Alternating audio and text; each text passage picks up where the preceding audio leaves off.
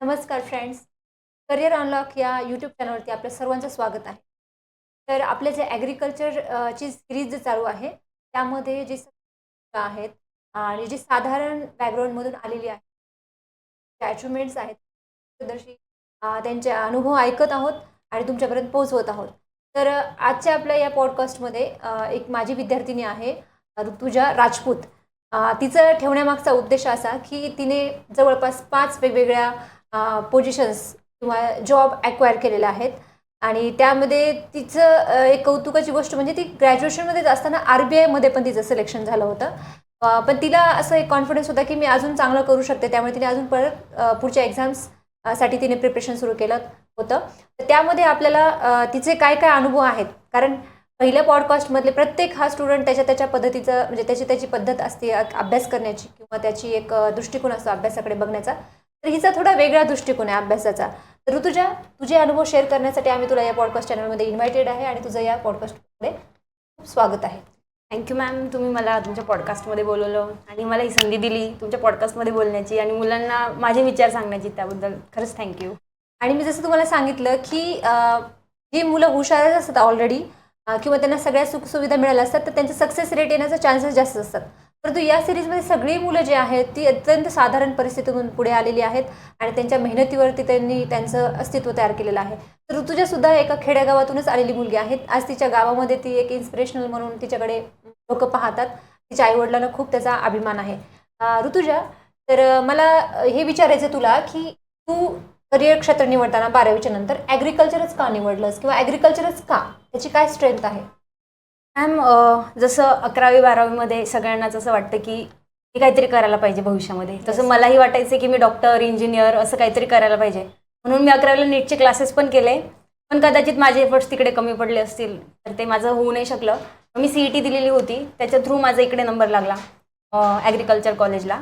तर माझा डेस्टिनीवर खूप विश्वास आहे. मला असं वाटतं की डेस्टिनी आपल्याला जिकडे घेऊन जाते ना, तर ते बरोबरच असतं. आणि मी ह्या ॲग्री फील्डमध्ये आले तर मला असं वाटतं की ते माझ्यासाठी खूप बेस्ट होतं. कारण आता जेव्हा कोरोना आला, माझी जी डिग्री आहे तर त्याच्यामध्ये PCR होतं, जीन होतं. हे कुणाला माहीत होतं? हे आमच्यासारख्या स्टुडंटला माहीत होतं जे BTechमध्ये किंवा ॲग्री फील्डमध्ये आलं होते. तर मला असं वाटतं की मला जे मिळालं ना ते एकदम बेस्ट आहे आणि मला त्याची गोष्टी कधीच रिग्रेट नाही वाटली. मी डॉक्टरने झाले, इंजिनियरने झाले. मी जे आहे ते छान आहे. खूप छान. समाधानी आहे ती आणि प्रयत्नशील पण आहे. म्हणजे तिला खरंच जेव्हा कोरोनाच्या काळामध्ये PCR हे कुणालाच माहिती नव्हतं, पण तिचं ॲग्रिकल्चरमध्ये बायोटेक्नॉलॉजी झालेलं आहे. त्याच्यामध्ये तिने ॲक्च्युअली तिने हाताळलेल्या आहेत सगळ्या गोष्टी त्या. त्याचा कॉन्फिडन्स तिला आजही आहे.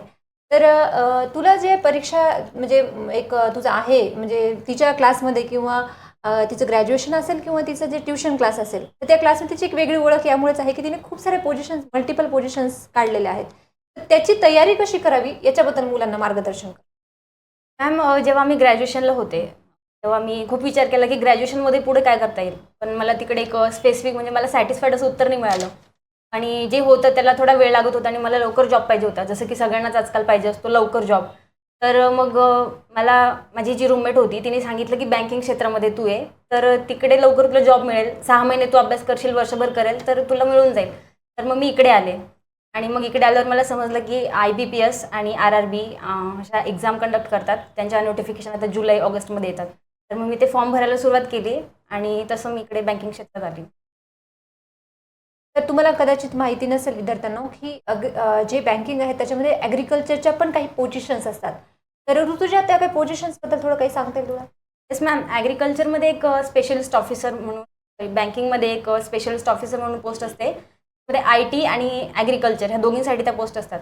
तर ॲग्रिकल्चरसाठी ती स्पेसिफिक असते आणि मी ती एक्झाम दिलेली पण आहे. ती इंटरव्ह्यूपर्यंत पण गेली, पण इकडे माझं नशीब नाही उजळलं, इकडे उजळून गेलं. तर ते एक पोस्ट आहे असो म्हणून. तर तिकडे ट्राय करायला पाहिजे ॲग्रिकल्चर स्टुडंट, जे की करतात पण, आणि जे नवीन येणार आहेत तर त्यांच्यासाठी मी सांगते की त्यांनी ती पोस्ट घ्यायला पाहिजे. तर ऋतुजाचं पण कॉलेजमध्ये असताना मी तिला पाहिलेलं आहे आणि तेव्हा तिच्याकडे काही गोष्टीमध्ये तिला पण फेल्युअर मिळालेलं आहे. जसं तिने आत्ताच सांगितलं की काही ठिकाणी तिचं नशीब उजळलं नाही. तर त्यावेळेस ती खचून गेली असेल. मग ती आता तिला जेव्हा ह्या पोझिशन्स मिळाल्या किंवा तिने ते काहीतरी अचीव्ह केलं लाईफमध्ये, तर तिचं जीवनमान कसं बदललं हे मुलांना तू सांगशील? मॅम, जीवनमान म्हणजे खूप बदल झाला माझ्या आयुष्यामध्ये. पहिले तर माझं कोणीच ऐकायचं नाही की कोण आहे तू, कशाला मी तुझं ऐकायचं म्हणून. घरातूनच छोट्या छोट्या भावापासूनच माझा भाऊ तर त्याला मी म्हणायचे की तू अभ्यास कर, तर तो म्हणायचं तू तुझं पहिले करून घे, मग आपण बघू काय करायचं तर. आणि घरचे पण कधी म्हणजे आपण जोपर्यंत एखादी पोस्ट होल्ड करत नाही ना तोपर्यंत आपलं अस्तित्व म्हणजे काहीच नसतं, की तू कोण आहे, काय करते.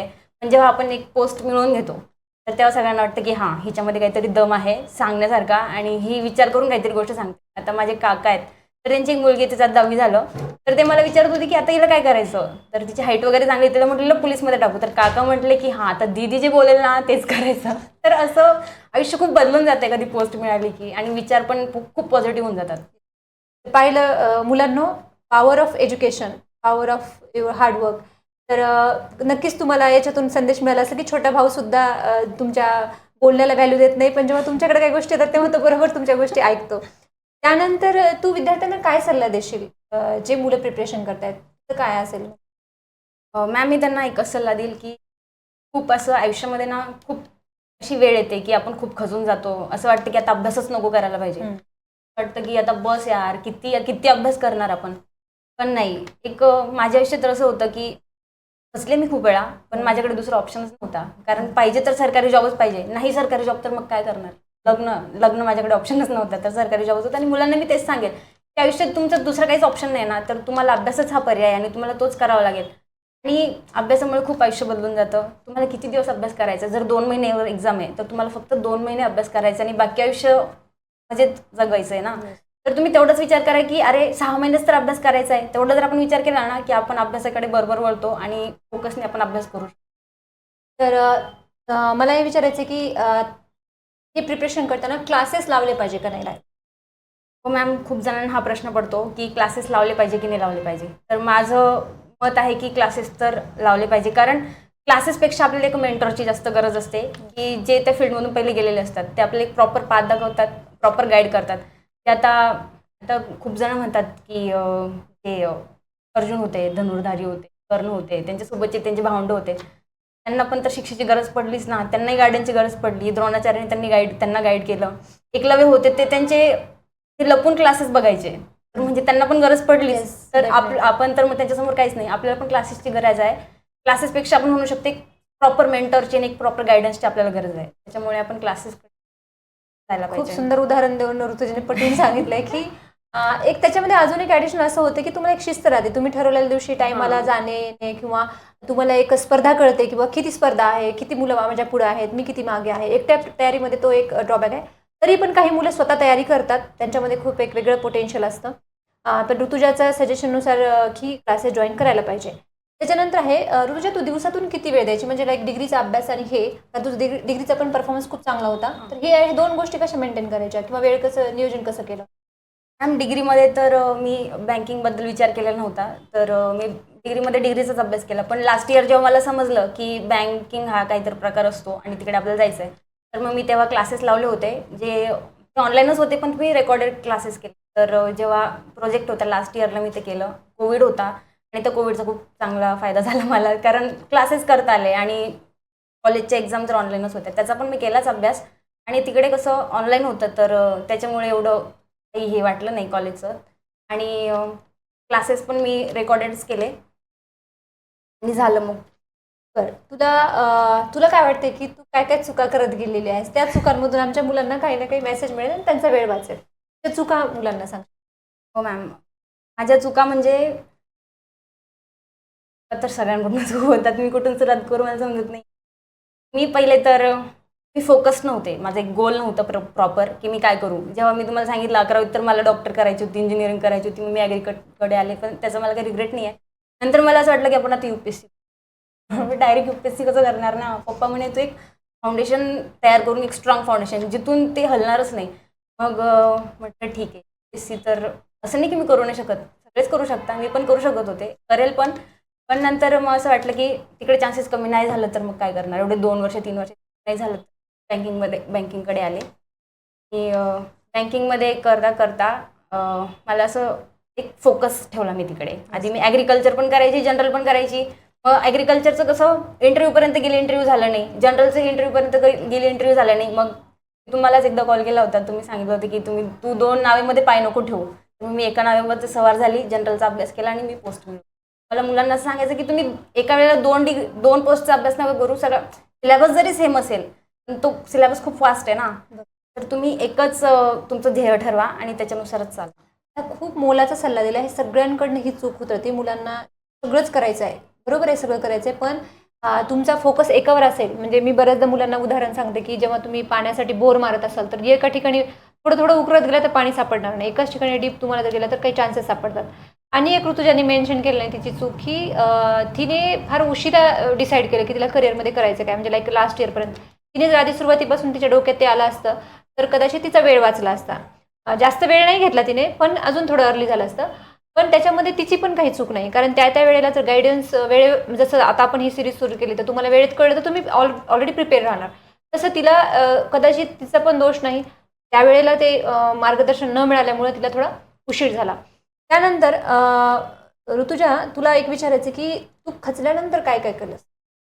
मॅम जेव्हा रिझल्ट यायचे, आता 2 वर्षापासून मी बँकिंगची प्रिपरेशन करते, तर रिझल्ट यायचे आणि माझा निगेटिव्ह रिझल्ट यायचा. मग मला एवढं रडायला यायचं की मी एवढा अभ्यास करते आणि माझं होत नाही. मी माझ्या आईला कॉल करायची.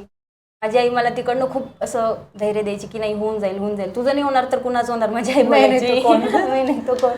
पप्पा पण सांगायचे की होऊन जाईल, तू टेन्शन नको घेऊ, आम्ही आहे ना. त्यांचा खूप सपोर्ट होता मला. तर पण ते कितीही जरी म्हटले की आम्ही आहे, पण त्यांच्याही बॅक ऑफ द माइंड असतं ना की आपली मुलगी आता लागून जायला पाहिजे. आपण ते विचार करून घ्यायला पाहिजे की आता हां, आपले पॅरेंट्स खूप आपल्याला सपोर्ट करतात, पण त्यांनाही असं वाटतं की लवकर लागून झालं पाहिजे. त्यांचा खूप सपोर्ट होता आणि खचल्यानंतर तर मी माझ्या आईसोबतच बोलायची, वडिलांसोबत बोलायची आणि ते मला खूप म्हणजे त्यांनी सपोर्ट केला आणि ते मला खूप मोटिवेट करत राहायचे. आणि जर नाहीच काय झालं तर मला लिहिण्याची चांगली आवड आहे, तर मी पोएम्स लिहायची. असे अक्षरशः मी लिहायची नाही, म्हणजे ते पेजवर ना माझे अश्रू टपकायचे. डायरेक्ट म्हणजे पोएम म्हणजे माझ्या अश्रूचं असं म्हणता येईल. तर याच्यातून कळलं की ऋतुजाला कविता लिहिण्याचा एक छंद आहे. म्हणजे आपले जे छंद असतात ना, जेव्हा आपण स्ट्रेसमध्ये असतो ते बस्ट आउट करण्यासाठी कामी येतात. तर तू विषयच काढलाय तर ऋतुजा, तर एखादी कविता मुलांसाठी तू म्हणलीच पाहिजे. मॅम एक कविता लिहिली होती मी, तू फक्त लढ रे, बाकी सगळं सोड रे. तेव्हा मी खूप जास्त गजली होती. मला असं वाटलं होतं की आता काहीच नाही होऊ शकत आपल्याकडून. मी तेही वाचून दाखवते. शुअर. माझी कविता आहे, तर मला खरंच ही कविता जर आठवली ना, मला ते पेज पण आहे माझ्याकडे, त्याच्यावर असं पाणी सांडल्यावर कसं ते पेज असं कडवून जातं, तसं पेज झालेलं आहे माझं ते. त्याच्यामुळे अश्रूंमुळे. रडण्यामुळे खूप रडू यायचं मला खूपच. तर मी आता ती कविता म्हणते. तू फक्त लढ रे, बाकी सगळं सोड रे. आज दिवस तुझा नाही म्हणून रडत बसतो काय, उद्या दिवस तुझा असेल तेव्हा हसशील ना रे. त्या उद्यासाठी तू लढ रे, बाकी सगळं सोड रे. इथपर्यंत आला आता मागे जाता येईल का, इथपर्यंत आला आता मागे जाता येईल का. सोडून तू जाऊ नको, उद्याची तू वाट बघ. त्या उद्यासाठी तू लढ रे, बाकी सगळं सोड रे. निराशेच्या छायेखाली निकाल तुझा येईल का, निराशेच्या छायेखाली निकाल तुझा येईल का. करत बसला विचार तर अभ्यास तुझा होईल का. बिलकुल होणार नाही. त्या निकालासाठी तू लढ रे, बाकी सगळं सोड रे. लढशील तू, रडशील तू, हिंमत सोडशील का. लढशील तू, रडशील तू, हिंमत सोडशील का. आई वडिलांच्या अपेक्षेचा असा गळा घुटशील का. त्यांच्यासाठी तू लढ रे, बाकी सगळं सोड रे. नाराज झालास तू तरी ते तुला धीर देतात, नाराज असतात स्वतः पण तुझ्यासाठी जीव देतात. कधी हसत कधी रडत हा क्षण जगून घे. पुढे निघून गेलास तर थोडे मागे बघून घे. पुढे जाण्यासाठी तू फक्त लढ रे, बाकी सगळं सोड रे, बाकी सगळं सोड रे. खूप उत्कृष्ट अशी कविता Thank you, तुझ्या ma'am. लिहिलेली आहे. आणि कदाचित ह्या वाक्याला फील तिनं केलेलं आहे. म्हणजे असं लिहायचं म्हणून लिहिलेलं नाही तिने. तिने सांगितलं की ते लिहिताना तिच्या डोळ्यातून अश्रू गळत होते. कारण जेव्हा त्या फेजमध्ये जातो ना माणूस डिप्रेशनच्या, सगळंच निगेटिव्ह दिसायला लागतं. म्हणजे कोणी नॉर्मली जरी काही छोटीशी गोष्ट बोलली आपल्याला तरी पण आपल्याला ती लागते खूप. तर ऋतुजाने तो पण फेज ओव्हरकम केला आईवडिलांच्या मदतीनं. काही जणांच्या आयुष्यामध्ये मित्र असतात, काही जणांच्या आयुष्यामध्ये आई वडील असतात. कुणी ना कुणीतरी आपल्याला त्या सिच्युएशनहून बाहेर काढण्यासाठी येतच असतं. ऋतुजा, मला एक सांगायचं होतं की ह्याची तयारी कशी करायची, म्हणजे या पेपरचा पॅटर्न काय असतो, त्याच्याबद्दल मुलांना सांग, जेणेकरून ते आधीच प्रिपेअर्ड राहतील. तर बँकिंगमध्ये आहे ना, 2 हे असतात पोस्ट. एक प्रोबेशनरी ऑफिसर म्हणून असते आणि एक कस्टमर सर्व्हिस असोसिएट. आता ते चेंज झालं आहे ना असिस्टंटचं. तर कस्टमर सर्व्हिस असोसिएटचे प्री आणि मेन्स असते, पण जे ऑफिसरचं असतं तर त्यासाठी प्री, मेन्स आणि इंटरव्ह्यू ह्या 3 फेज असतात.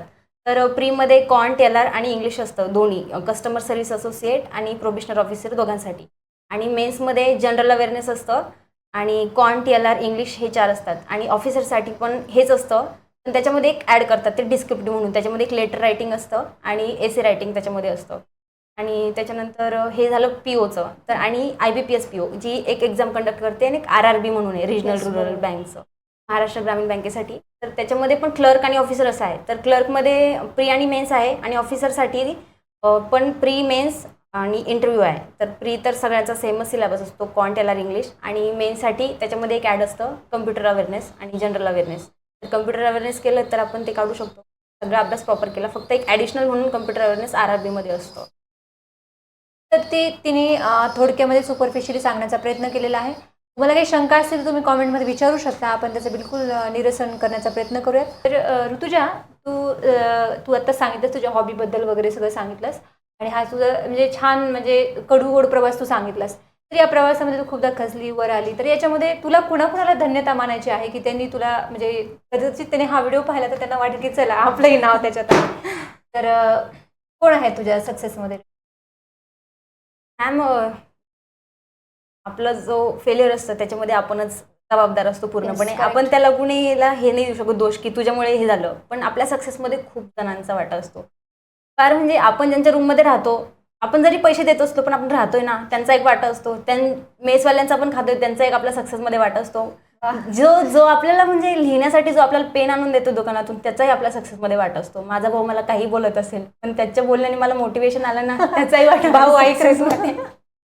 आणि हे तर आपले शिक्षक लोक, जे माझे मेंटर मी जे म्हणते, त्यांचाही माझ्या आयुष्यामध्ये खूप वाटा आहे. आणि तुमचा एक, मी तुम्हाला खूप वेळा सांगते तो डायलॉग की तुम्ही बोलल्या होत्या work hard to shop hard, मला शॉपिंग करायला आवडतं. तर ते मी लक्षात ठेवते नेहमीतून. आणि मला जेव्हाही लो फील झालं, मी तुम्हाला कॉल केलेला आहे, मॅडम माझ्याकडून नाही निघालं, तेव्हा मी तुम्हाला बोलायची मॅम हे राहिलं जनरल अवेअरनेस नाही होत माझ्याकडून. तुम्ही बोलला तुझं नाही होत, कसं नाही होत, दुसऱ्यांचं तर होत आहे ना. मग मला तेव्हा वाटलं की माझंही होऊ शकतं.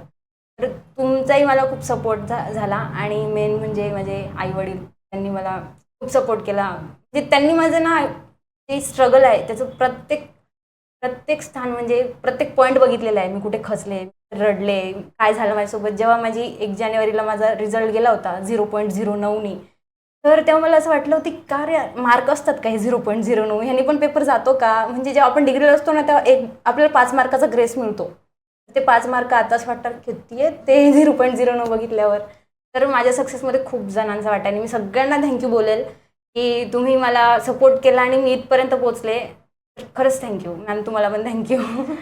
तुझे आणि तिचे मेसवाले काका, तिचा भाऊ, ती ते कोणालाच विसरलेलं नाहीये. आणि ऋतुजाने जसं सांगितलं की ऋतुजाने कॉलेजमध्ये असताना मला विचारलं होतं की मॅडम तुम्ही खूप शॉपिंग करता तर मला पण करायची, तर मला वर्क करावं लागेल, तुला काम करावं लागेल खूप, तेव्हा तुला पण ही हाऊस करता येईल. कारण मुलीचं एक स्वप्न असतं बाबा की चांगली जरी जीवन जगलं पाहिजे.